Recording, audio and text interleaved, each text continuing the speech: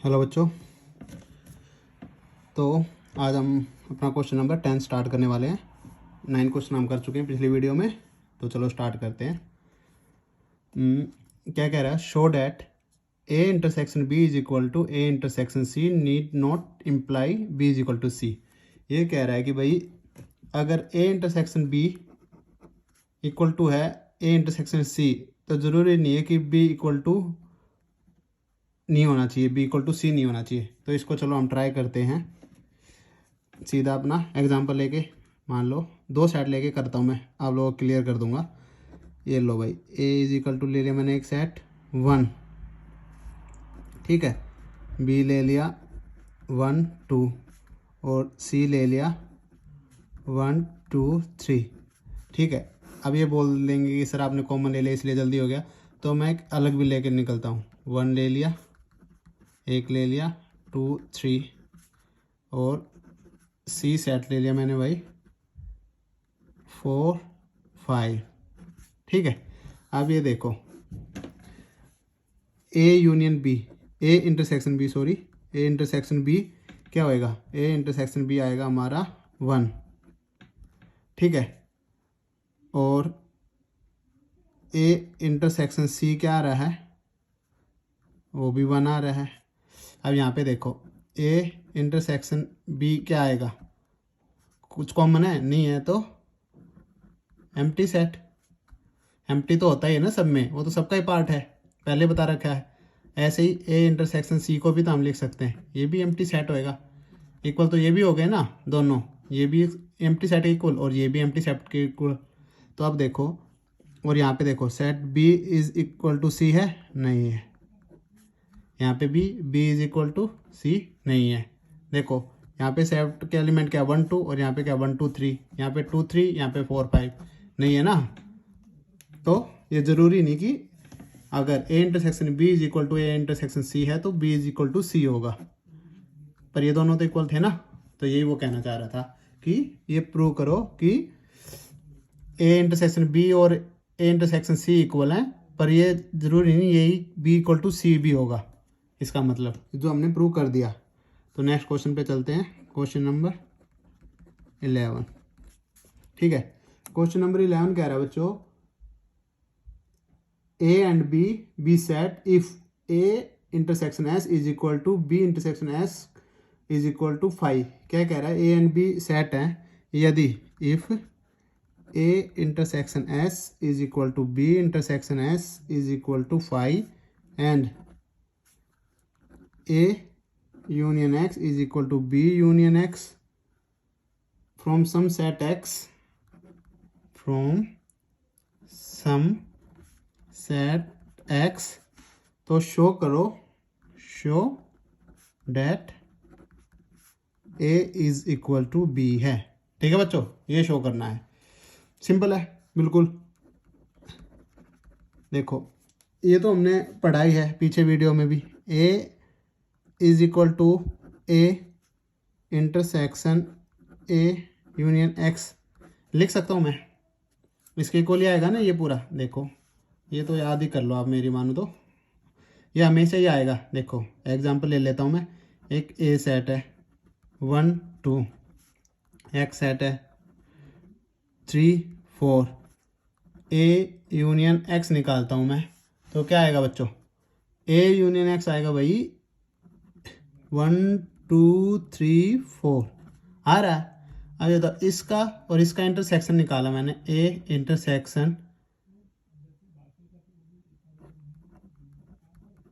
ए union x के साथ, तो क्या आया 1 और 2, और 1 और 2 किसके बराबर था?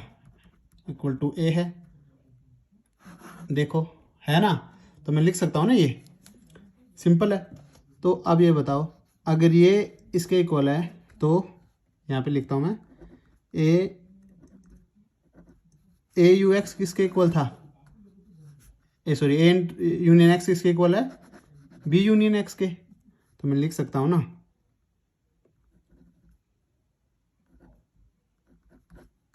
ठीक है लिख सकते हैं।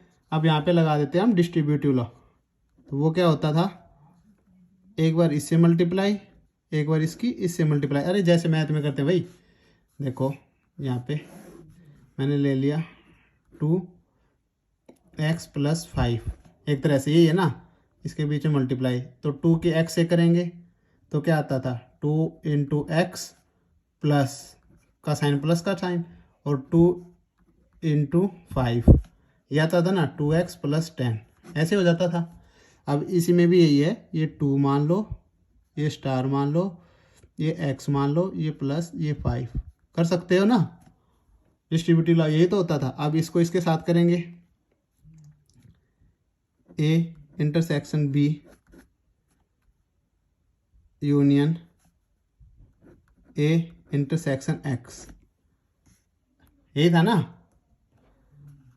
अब a × x ये वाला क्या दिया हुआ है, एम्प्टी, तो मैं लिख सकता हूँ ना a × b यूनियन, अब इसके साथ करोगे एम्प्टी सेट के साथ यूनियन, तो क्या ये आएगा a = a × b, फर्स्ट मान सकते हैं। अब ये देखो, जब ये कर लिया तो मैं ये भी कर सकता हूँ ना, b = b × b union x, कर सकते हैं, ऊपर वाले की तरह है, बस एक ही जगह b लिखा मैंने, सेम टू सेम है। और जब एक ही जगह b लिखेंगे तो हमारा सिमिलरली क्या आ जाएगा बच्चों, चलो मैं कर भी देता हूँ फटाफट, आप सोचोगे नहीं तो सर ने किया नहीं, तो भाई ये लिख लो आप, BUX किसके इक्वल है, AUX के, ये वाला किसके इक्वल है, A यूनियन X के, ठीक है, A यूनियन X हो गया तो क्या आ जाएगा, B = B × A union B × X, ठीक है, और B × X क्या दिया है, B × X है हमारा 5, वही चीज़ है दोबारा, तो कंफ्यूज नहीं होना बिल्कुल भी, ठीक है। तो B = B × A यूनियन 5, ये तो हो जाएगा सेम टू सेम। B को क्या लिखते हैं हम, B × A या B = A × B, सही है ना।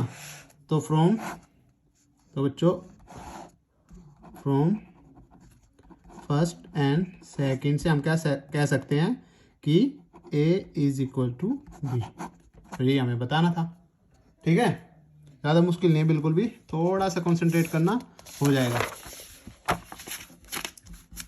वैसे यार टेंशन नहीं लेनी है मैथ में, मैथ है थोड़ा सा दिमाग लगाना, थोड़ी सी प्रैक्टिस, ठीक है, रट मैंने भी नहीं रखे हैं, तो बस प्रैक्टिस है सारी, पढ़ा के करा के सब प्रैक्टिस में। क्वेश्चन नंबर 12, मिसलेनियस की आपको 2-3 बार तो प्रैक्टिस करना बहुत ज़रूरी है, काफ़ी अच्छे क्वेश्चन है इसमें, ठीक है। तो नेक्स्ट क्वेश्चन है हमारा, find set A B and C, ठीक है, सेट है A B C, वो इस तरह से हैं, A × B, A × B, B × C and C × A are non empty set, are non empty, कि कोई तो वैल्यू रखेंगे ये, ठीक है बच्चों। एंड क्या कह रहा है, A × B × C वो होना चाहिए, ठीक है। देखो अब वही काम है, रटना नहीं है, हिट एंड ट्राई ले लेते हैं हम भी, कि एक सेट ले लेते हैं A, वो ले लिया मैंने 1 2, B ले लिया 2 3, और C ले लिया 3 4 5, ठीक है, ज़रूरी नहीं अलग भी ले सकते हो, पर होएगा लास्ट में एक ही चीज़। अब देखो A × B, A × B क्या आएगा 2, B × C 3, और ए इंटरसेक्शन सी। अब देखो A intersection C non empty set होने चाहिए, तो ये बोला कुछ ऐसा होना चाहिए कि कुछ ना कुछ वैल्यू रखे, तो ये रखना पड़ेगा हमें, तो 1। ठीक है, ठीक है ना, ये तीनों सेट हो सकते हैं, तीनों का एम्प्टी सेट भी नहीं है। देखो 3 सेट हमारे पास आ गए। अब क्या कह रहा है, A intersection B intersection C intersection is equal to 5। अब देखो ए में 2 है, इसका 3 है, इसका 1 है, तो तीनों में कुछ तो कॉमन आ ही नहीं रहा, तो कुछ कॉमन ही नहीं आएगा, तो 5 एम्प्टी सेट ही रहेगा ना, ये हमें बताना था। ठीक है, बिल्कुल सिंपल है, कंफ्यूज मत होना, एग्जाम्पल लेके करोगे सारे सेट और सब कुछ बहुत ईजी लगने लगेगा। ठीक है बच्चों, अब हमारे 4 क्वेश्चन बच गए हैं, आज मेरे पास टाइम कम था, तो मैं नेक्स्ट वीडियो में वे चारों कंप्लीट करके आपका चैप्टर कंप्लीट हो जाएगा। ठीक है, और मैं कहता हूँ बार बार प्रैक्टिस करनी है इसकी, मैथ प्रैक्टिस का ही है, और प्रैक्टिस भी रट्टे नहीं मारने हैं, समझ के, बिल्कुल सिंपल सिंपल है, इसमें कुछ भी नहीं है। 1-2 चीज़ें हैं, एक तो सबसे पहले तो ये ज़रूर